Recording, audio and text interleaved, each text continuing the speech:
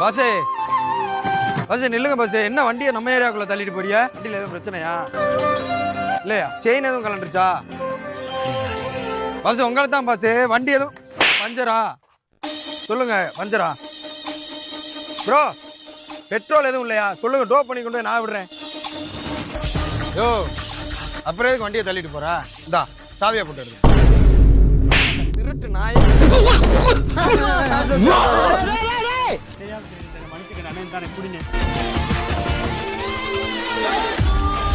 பாசே பாசே பாசே cell கீழே. பாசே செல்ல கீழே போட்டு வரைய பாருங்க.